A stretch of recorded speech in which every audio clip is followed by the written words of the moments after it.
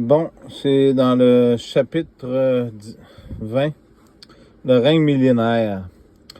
On lira après ça d'autres versets dans d'autres livres, mais quand on prend un livre, on le prend au complet. On lit pas juste une section, parce que si on lit une section, ben l'idéal, c'est qu'il faut qu'on garde toujours le sens du texte qui est là au complet, parce que la Bible se lit du début à la fin. On ne l'interprète pas à notre façon. Mais c'est sûr que quand les gens vous disent « Ouais, mais l'Apocalypse, là, c'est passé, ça, ces affaires-là », ben si ce serait l'Apocalypse serait passé, on serait déjà plus là. Le règne millénaire. Maintenant, un ange descendait du ciel tenant à sa main la clé de l'abîme, ainsi qu'une grande chaîne. Il captura le dragon, le serpent d'une grande chaîne.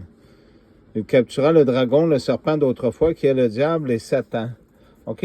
Quand on parle de dragon, anciennement, dans les années des rois et des reines, le dragon signifiait dirigeant. C'est pour ça que dans la Bible, il parle à la fin, dans le livre de 1 Jean, me semble c'est 18-23, si je me rappelle bien, que à la fin, il n'y aura pas un antéchrist, mais il y aura des antéchrists. Il captura le dragon, donc un dirigeant, qui est le serpent d'autrefois, qui est le diable et Satan. Donc, il y en a un dans les dragons, donc dans les ministres qu'on a partout dans le monde, c'est pour ça que ça va mal partout, qui est Satan. Et le lia pour 1000 ans. Il le jeta dans l'abîme, y enferma la clé, mit les scellés. Il n'ira donc plus séduire les nations avant 1000 ans. Après quoi, on devra le relâcher un peu de temps.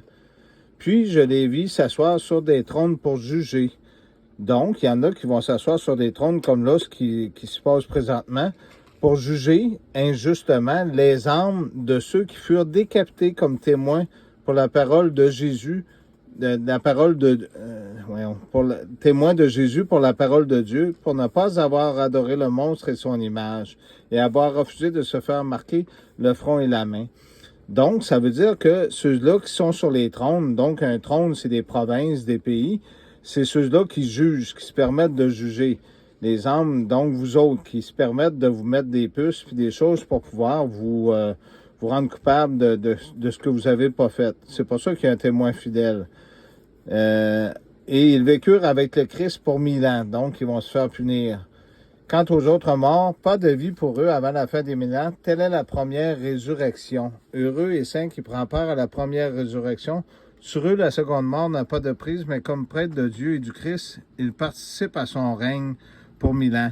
Donc, la seconde mort, c'est la mort de l'âme. Si vous ne recevez pas votre âme, ben, elle va mourir. Merci.